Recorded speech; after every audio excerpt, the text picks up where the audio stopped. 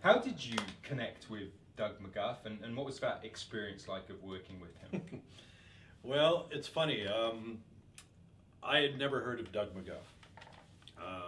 But after Mike Menser died, his executor and heir, essentially, Joanne Sharkey, called me and said, I have some of Mike's stuff that you might want.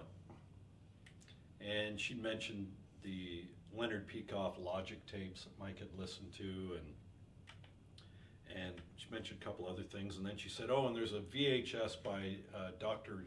Doug McGuff.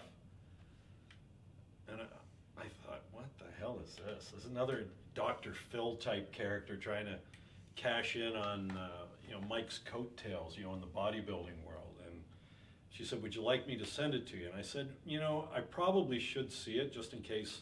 I was writing the column then for Ironman magazine. Someone asked me a question about this guy, and at least I'll have a reference as to who he is and what he says. But she said, well, would you like me to send it to you? I said, not right away. So about a month later, I got this VHS tape, and it was, I think, a tape that Doug had done for his facility that he offered for sale at the time. And I got it, and I put it on my shelf, and it stayed there for half a year. And then one weekend, I had nothing to do. I thought, well, I may as well get this over with. So plugged it into the VHS, and there's Doug, and he's got his tie on and everything, talking to a group of people, and I was like, oh man, this is going to be brutal. And then he opened his mouth, and it was like, wow, because he was citing the studies to justify everything I liked about Mike's approach. The once a week, the one set to failure, the abbreviated type workouts. And he spoke with authority on it. And I thought, who is this guy? Like, wow, I couldn't have misjudged this more.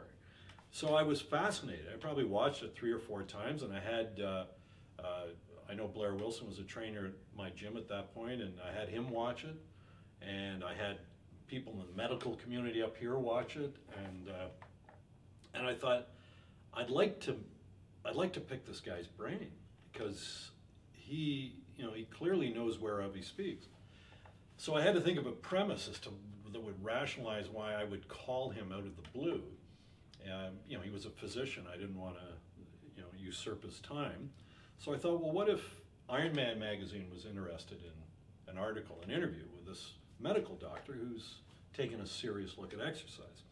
So I called John Balick and pitched the idea, and he said, yeah, okay. So then now I had an entree to call him. And I'll never forget the first time I called him, I got him on his cell phone. He was in his backyard because they were doing some construction on his kitchen. And I thought, a question I always get since I opened the gym was, what about my cardio? I know the strength training is really good for muscles, but what about the cardiovascular system? How does that benefit? And so I said that to Doug. I said, I always get this question. I said, my answer typically is to point out a study or two and say, well, it does benefit it, and here's the study. And he said, oh yeah. He goes, well, and then he went on something. It was like, of mitochondria and pyruvate and back engineering and organic chemistry. And I had no idea what he was saying. It was like he was speaking Latin to me at that point. And I thought I had a pretty good handle on physiology, but it dawned on me immediately that I knew nothing compared to what he knew. So I said, well, how about I call you back? And then I did and recorded it. So then I would transcribe everything that he said, and I'd check it in the medical dictionary and other dictionaries so I could comprehend some of this organic chemistry that he was laying on me. So we did the Ironman interview, and it was terrific. I mean, Doug was very generous, giving of his time and of his knowledge. And I thought, you know what, this is a man whose voice needs to be heard. And so I approached him about doing a book. And the book wasn't really so much about he and I getting together to, tell the world how to train. It was about me getting an education in biology and organic chemistry and learning more about the craft that I was practicing. So I kind of considered my work on Body by Science as that of a student, and Doug was the one who sort of went into great detail on various things.